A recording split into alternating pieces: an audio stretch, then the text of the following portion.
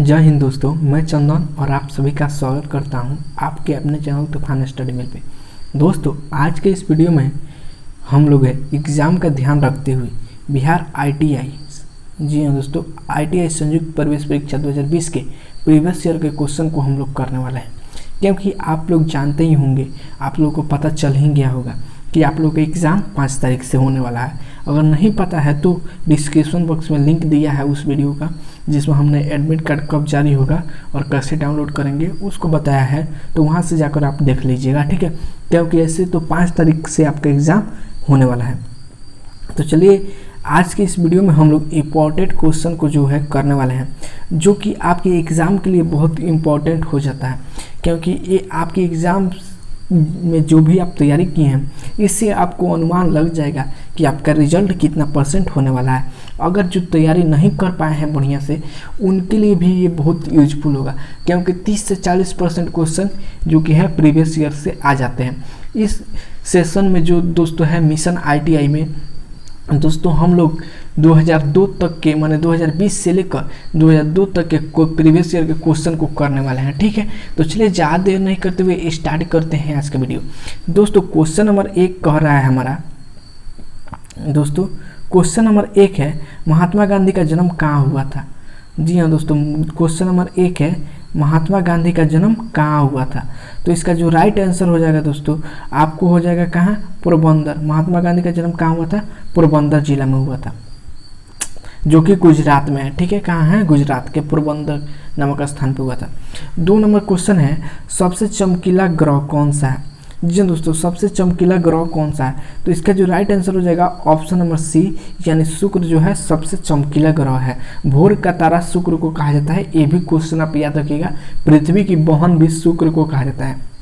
ये क्वेश्चन यहाँ से बन जाता है। और ये बृहस्पति, सबसे बड़ा ग्रह कौन है, बृहस्पति, ठीक है। ये क्वेश्चन आप लोग भी याद रखिएगा, हो सके कुछ ऐसा पूछ दे आप लोगों से, ठीक है।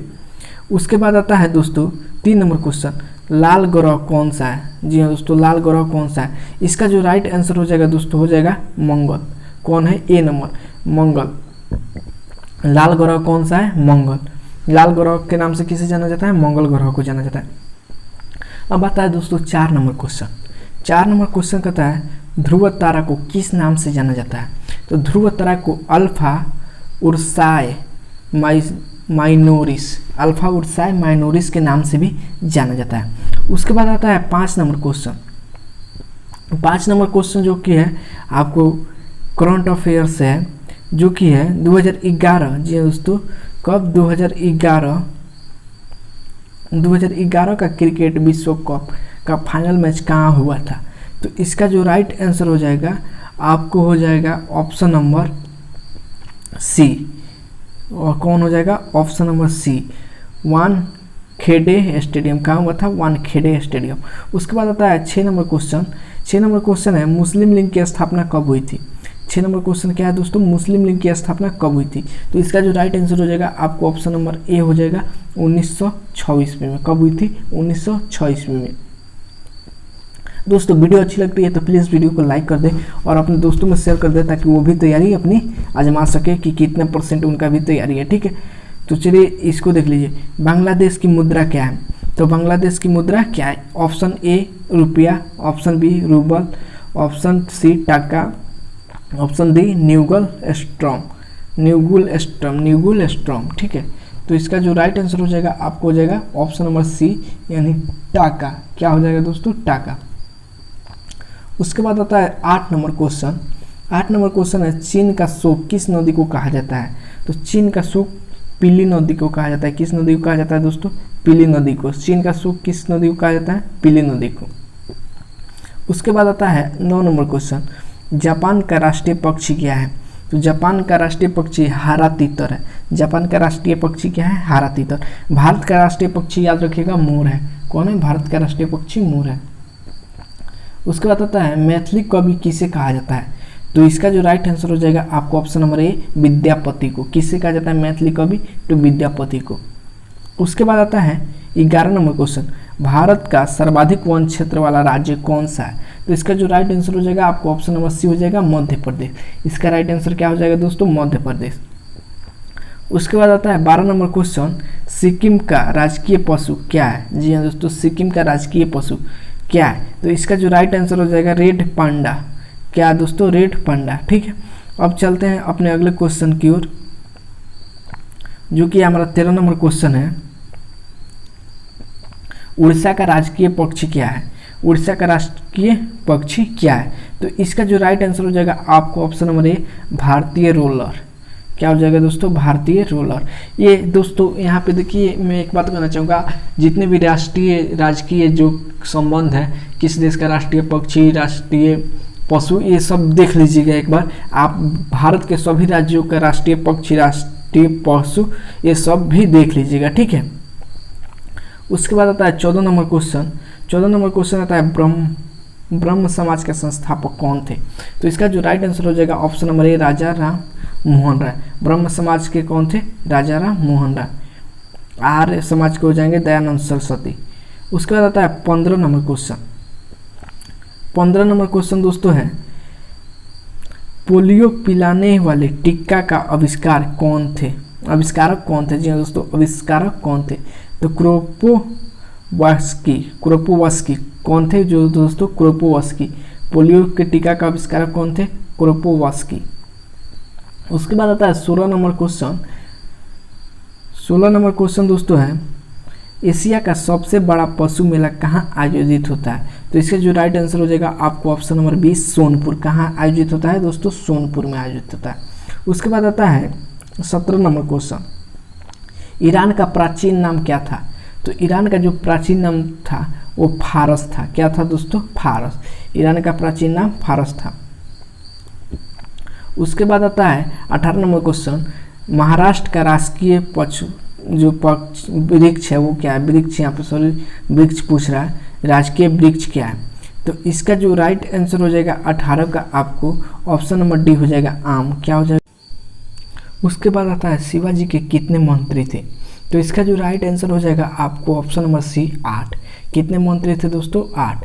उसके बाद आता है दोस्तों आप लोग का यूके का राष्ट्रीय चिन्ह क्या है। यूके का राष्ट्रीय चिन्ह क्या है। तो इसका राइट आंसर हो जाएगा गुलाब का फूल। यूके का राष्ट्रीय चिन्ह क्या है, गुलाब का फूल। उसके बाद आता है विश्व में किस धर्म के अनुयायी सबसे अधिक हैं। विश्व में यानी किस धर्म को मानने वाले लोग सबसे अधिक हैं। तो इसका जो राइट आंसर हो जाएगा आपको ऑप्शन नंबर बी, इस्लाम धर्म को मानने वाले लोग सबसे अधिक हैं। उसके बाद आता है भारत में कौन सी भाषा सर्वाधिक बोली जाती है। तो इसका राइट आंसर हो जाएगा हिंदी। भारत में सर्वाधिक बोली जाने वाली भाषा कौन सी है, हिंदी। उसके बाद आता है 23 नंबर क्वेश्चन, भारत का प्रथम महिला केंद्रीय मंत्री कौन थी। तो इसका जो राइट आंसर हो जाएगा आपको राजकुमारी अमृता कौर। राजकुमारी अमृता कौर कौन थी, राजकुमारी अमृता कौर। उसके बाद आता है 24 नंबर क्वेश्चन, भारत का सबसे बड़ा गिरजाघर कहाँ स्थित है। तो इसका जो राइट आंसर हो जाएगा सेंट कैथेड्रल। अब आते हैं क्वेश्चन है, फ्रांस के सरकारी दस्तावेजों का नाम क्या है। जी दोस्तों, फ्रांस में जो सरकारी दस्तावेज हैं उनको हम किस नाम से जानते हैं। तो इसका जो राइट आंसर हो जाएगा येलो बुक। किस नाम से जानते हैं, येलो बुक के नाम से। उसके बाद आता है 26 नंबर क्वेश्चन, जो कि आपके करंट अफेयर्स से है। कोविड-19 से बचाव के लिए सबसे सुरक्षित मास्क कौन सा है। तो N95 कौन सा है दोस्तों, N95, जो कि आपके ऑप्शन नंबर ए में दिया हुआ है। 27 नंबर क्वेश्चन है, अर्थशास्त्र के पिता किसे कहा जाता है। तो इसका राइट आंसर हो जाएगा एडम स्मिथ। अर्थशास्त्र के पिता किसे कहा जाता है, एडम स्मिथ। और उसके बाद आता है अर्थशास्त्र के लेखक कौन है। तो अर्थशास्त्र के लेखक चाणक्य या कौटिल्य भी उनको कहा जाता है। ठीक है, उसके बाद आता है 29 नंबर क्वेश्चन, राज्य अपहरण नीति किसके द्वारा अपनाई गई थी। राज्य अपहरण नीति किसके द्वारा अपनाई गई थी। तो इसका जो राइट आंसर हो जाएगा option number C, Lord Dalhousie के द्वारा। किसके द्वारा अपनाई गई थी, लॉर्ड डलहौजी के द्वारा। 30 नंबर क्वेश्चन आता है, सबसे लंबा समुद्र तट वाला भारतीय राज्य कौन सा है। यानी जो सबसे अधिक समुद्र तट से निकटता रखता है वो कौन सा है, वो हो जाएगा आपको गुजरात। उसके बाद आता है मिशन इंद्रधनुष किससे संबंधित है। तो इसका जो राइट आंसर हो जाएगा वो टीकाकरण से। किससे संबंधित है दोस्तों? टीकाकरण से। उसके बाद आता है भाभा परमाणु अनुसंधान केंद्र। जी दोस्तों, भाभा परमाणु अनुसंधान की स्थापना कब हुई थी, कब की गई थी या कब हुई थी, बातें की हैं। तो इसका जो राइट आंसर हो जाएगा 1954 ईस्वी में। कब की गई थी? 1954 ईस्वी में। उसके बाद आता है हवा से हवा में मार गिराने वाली मिसाइल कौन सी है, यानी हवा से हवा में मार गिराने वाली मिसाइल कौन सी है? अस्त्र। इसका राइट आंसर हो जाएगा आपको अस्त्र। कौन सी है? अस्त्र है। उसके बाद आता है चीनी यात्री फायान किसके शासन काल में भारत आया था? किसके शासन काल में भारत आया था? तो इसका जो राइट आंसर हो जाएगा आपको चंद्रगुप्त द्वितीय। किसके शासन काल में दोस्तों? चंद्रगुप्त द्वितीय। उसके बाद आता है 35 नंबर क्वेश्चन, अशोक किस का उत्तराधिकारी था? तो अशोक किसका उत्तराधिकारी था? तो बिंदुसार का। बिंदुसार का क्या था? अशोक उत्तराधिकारी था, यानी पुत्र था।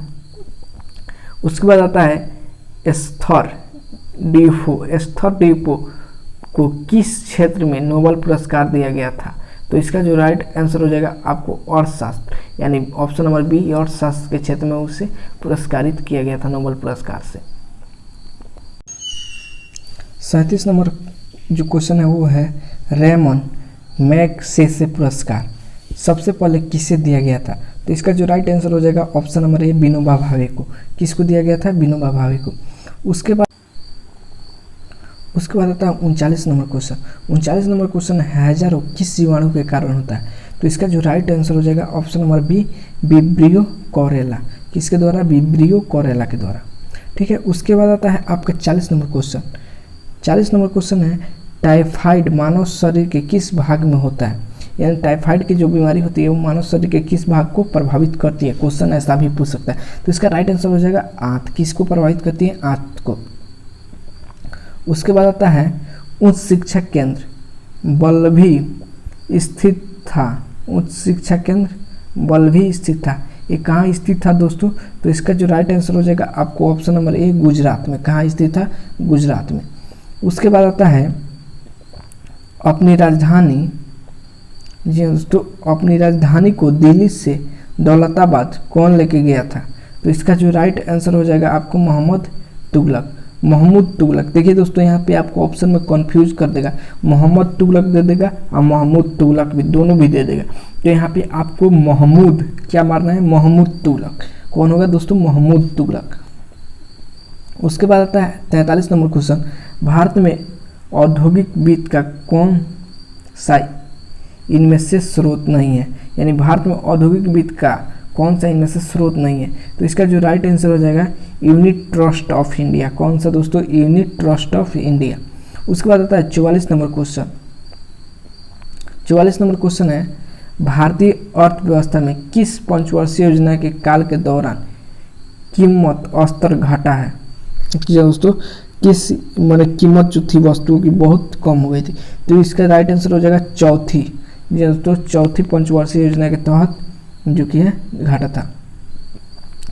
उसके बाद आता है भारत में नोट निर्गम प्रणाली आधारित है।